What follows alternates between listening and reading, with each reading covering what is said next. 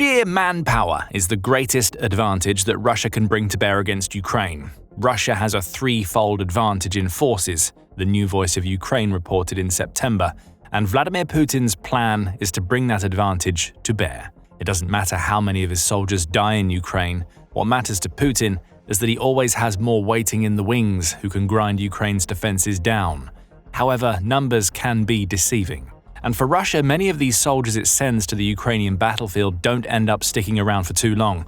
Russia's army is bleeding troops as 70,000 of Putin's soldiers will go AWOL if the current trend continues. That news comes from United 24 Media, which reported on September 29th that an analysis by Russian media outlet Agentstvo Novosti has revealed that at least 70,000 of Russia's soldiers could abandon their units in 2025. That estimate comes from Agentstvo Novosti's analysis of data provided by Ukrainian open-source intelligence project Front Intelligence Insight, and it shows us that there has been a sharp increase in the number of Russian desertions since Putin launched his invasion. A chart shared by United 24 demonstrates what's happening.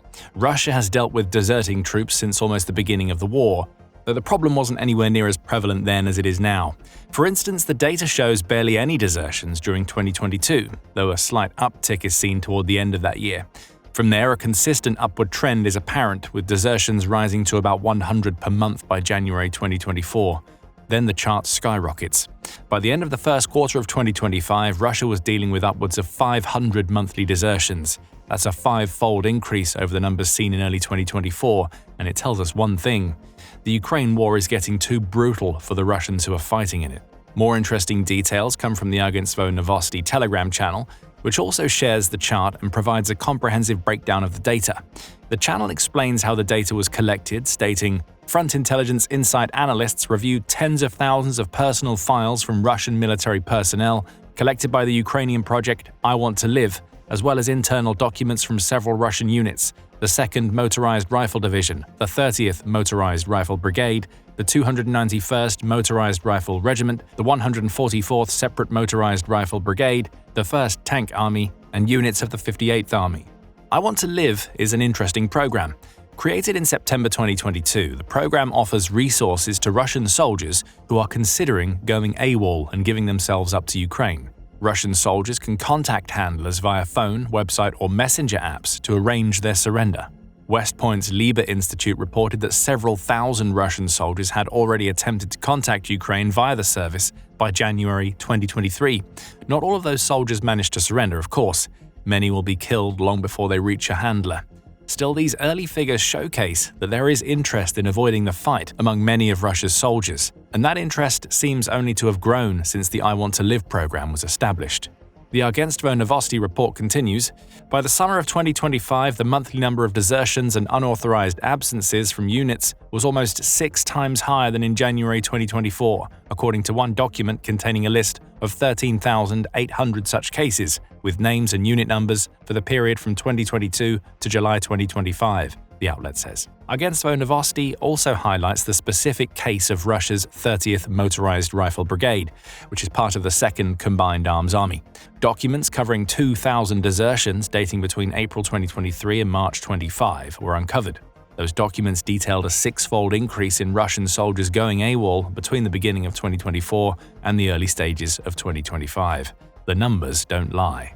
These documents recorded 756 desertions from the 30th Motorized Rifle Brigade during the first 3 months of 2025.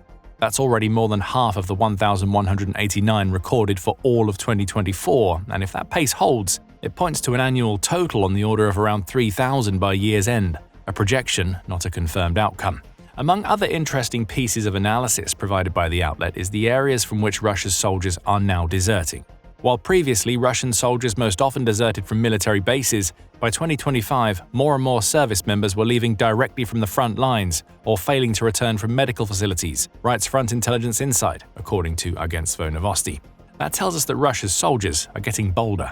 Perhaps they're starting to use the proximity to Ukraine's troops that being on the front lines presents to surrender. Others may simply be going missing in the chaos. Another interesting takeaway from the report is shared by United 24. It points out that the vast majority of those going AWOL are contract soldiers, at least in the 30th Motorized Rifle Brigade. Contract troops make up 73.6% of deserters, the outlet says. with around 22.1% of deserters being prisoners who have been given the choice between going to jail or fighting for Putin. This percentage spread might suggest that Putin's prisoner troops are more loyal than his contract soldiers. That may be the case. Back in September 2024, BBC News Russian reported that Russia's volunteer casualties outnumbered casualties among the convict soldiers. Prisoners accounted for 19% of the total deaths the outlet discovered in an analysis, and there may be a good reason why. BBC Russian News notes that volunteer soldiers who previously worked in the civilian sector often only receive 10 days of training, and often as few as 3 days before they're sent to the front lines. Presumably, prisoners who fight for Putin receive the same level of training. However, their past experiences as criminals may mean that they're better suited to life on the front lines than the contract soldiers who barely understand how Russia's military works before they're sent to fight. That understanding may lead to fewer desertions. The prisoners may be gambling that they'll be able to use their wits to survive. After all, the alternative is to go back to prison if they're caught deserting, so taking their chances may seem like the better option. Alternatively, as the Moscow Times implied in an October 2024 report, fewer prisoners may be deserting because they die before they get the chance. Quantity over quality is the approach when it comes to Russia's convict ranks, with the outlet stating that Russia's convict soldiers are there to meet Russia's need to maintain a manpower advantage, rather than to achieve anything specific in Ukraine. However, this report contradicts the earlier one that suggests prisoner troops die at a lesser rate than volunteers. The one thing we know for certain is that Russia has a growing desertion problem. United 24 Media says that 70,000 soldiers going AWOL represents about a tenth of Russia's entire military presence in Ukraine. Medusa supports that assertion and even suggests that 70,000 may represent more than 10% of Russia's Ukraine war force. In April, it claimed that around 50,000 Russian soldiers had gone AWOL as of mid-December 2024. A figure amounts to 10% based on an estimate that Russia has around 500,000 soldiers in Ukraine, provided by Citizen Army Law leader Sergei Krivenko. This is a lot of soldiers to lose at the best of times, but losing those soldiers to desertion, Russia will be furious at that fact. But it also can't claim that signs of growing discontent don't exist in its military. In 2025 alone, Russia has seen 2 major incidents that showcase that many of its soldiers want out of Ukraine. Medusa reports on one of those incidents. It says that the night of April 18th to 19th saw 100 soldiers who Russia has already detained for desertion stage a riot at the Krasnodar garrison commandant's office. Those soldiers managed to break through a perimeter fence, most were captured. Those 7 managed to get away from the base. Of those 7, 4 were eventually recaptured, though 3 remained at large at the time of Medusa's report. The conditions of detention in which those soldiers were being held were cited as the reason for the riot. And it's in these conditions that we see why so many of Putin's troops are unhappy with the war. Beatings were common in Krasnodar. The detainees also did nothing while at the prison camp. They were kept behind a wire fence, shared outdoor toilet and shower facilities, and never left the area, even to work. This type of detention represents a certain kind of chaos, get-lost human rights advocate Ivan Chuvalyev told Medusa in April. If before it was chaos where you could hide and run from the draft office, now it's a bloody chaos, designed to destroy people, Chuvalyev says. This is no longer the kind of chaos that helps you avoid death. On the contrary, it's a raging meat grinder that grinds everyone up. But even more than that, what we see in detention centers like Krasnodar is a microcosm of the systemic issue of brutality that is often what leads to Russia's soldiers going AWOL in the first place. Deserters are held in horrible conditions, but Russia's active and compliant soldiers often experience plenty of this type of brutality before they make the decision to run. Russia's strategy of using meat assaults, in which it sends wave after wave of soldiers to attack Ukrainian defenses, is the perfect example. Those soldiers know they're being sent into these assaults to be used as cannon fodder. They're little more than numbers to Putin, as their lives exist solely so that Russia can identify Ukrainian firing positions using the bodies of its soldiers. It's this sort of approach that has led to Russia experiencing nearly 1.12 million casualties since Putin started his war. And it's a systemic brutality that offers more than enough motivation for any soldier who wants to take their chance on simply going missing. Other signs that Russian soldiers are desperate to avoid fighting come from the battlefield itself. Also, in April, United 24 Media reported on an interesting incident. It said that partisans in the Kherson region of Ukraine had spotted Russian soldiers setting fire to their own military vehicles to avoid being sent to attack Ukraine's positions on the front lines. Artesh, which is the partisan group that provided the report, offered 2 reasons why Russia's soldiers would do something like this: devastating losses and severe orders imposed by their superior. In other words, the very type of brutality that we just discussed. If Russia is searching for a reason why 70,000 of its soldiers are likely to have gone AWOL by the end of 2025, these systemic issues of brutality are where it should start. After all, many of the rank and file in Russia's military are already laboring under the idea that their country doesn't care about the sacrifices they're making on Putin's behalf. Medusa revealed this in an October 8th report, where it profiled the cases of several people who Russia has sentenced to jail time for desertion. In many cases, those soldiers cite familial reasons for wanting to escape the Russian military. A family member may be dying, for instance, and the soldier isn't given leave to go back home and tend to them. That's at odds with how many Western militaries deal with the issue of illness or bereavement.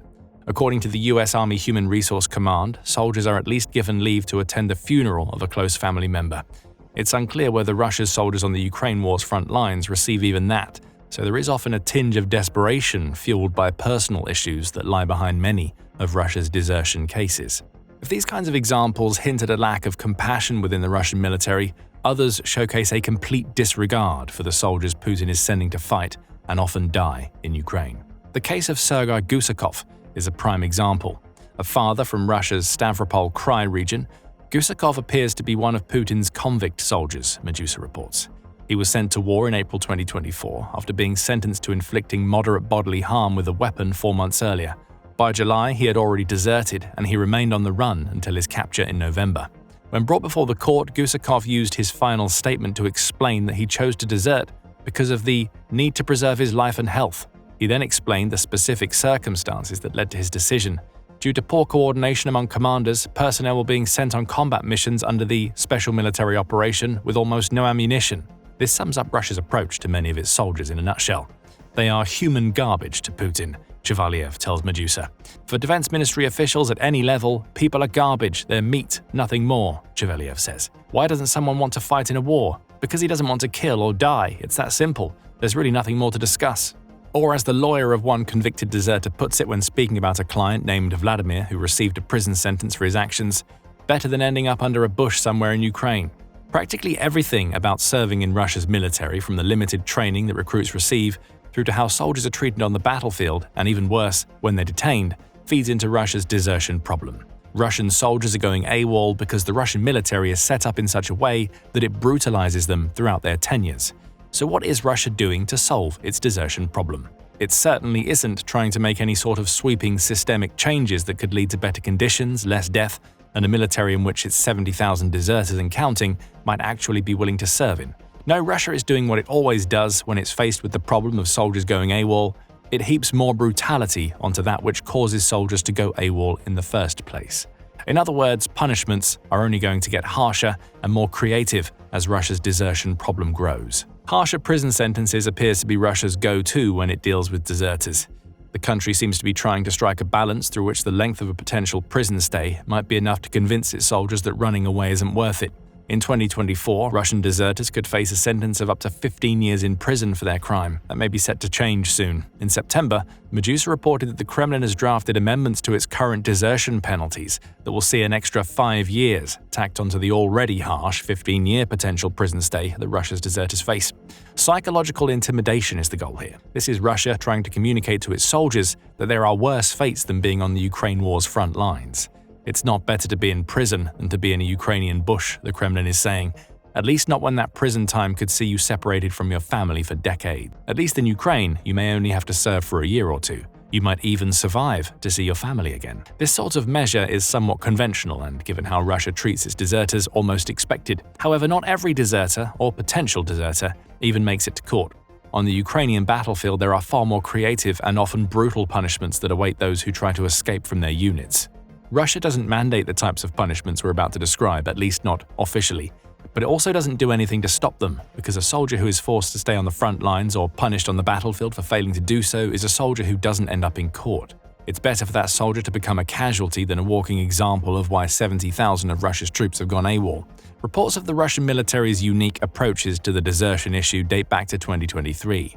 That's when The Guardian reported that Russian commanders had started creating entire barriers of troops to prevent those who had been sent into assaults from retreating. Such retreats aren't technically desertions. In an intelligently run military, a retreat is often the best way to gain space and time to regroup after a failed assault. But for Russia, retreating may as well be desertion. A soldier who is sent to assault is there to win or die trying. One Russian soldier named Alexander Gorin explained what his commanders were doing in the aftermath of one of his unit's failed assaults. "They placed barrier troops behind us and weren't letting us leave our position. They are threatening to destroy us one by one and as a unit. They want to execute us as witnesses of a completely negligent criminal leadership," Gorin said. We've mentioned systemic brutality in Russia's military several times. This is a perfect example. Why would any soldier want to stay when their own commanders are trying to force them to their deaths? Other forms of punishment are even more creative, though no less violent. In July, CNN reported on a video of a Russian service member being tied to a tree and left to his fate as a punishment for attempting to desert. That man is topless, and the video was apparently shot during the winter. If Ukraine's drones didn't get the deserter, the elements would have taken his life quickly. In September, the Kyiv Independent reported that a phone call intercepted by Ukraine's military intelligence proves that Russia has started actively maiming its soldiers to prevent them from deserting. "We caught a bastard near Mariupol," the soldier in the call says of a prospective deserter. "Soon you'll receive a soldier with broken legs." That's bad enough. It sounds like the deserter has been beaten to within an inch of his life and is about to be sent to a military hospital.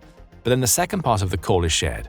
"Soon a fucked up soldier will be sent to you, lying around like bait for the Ukrainians."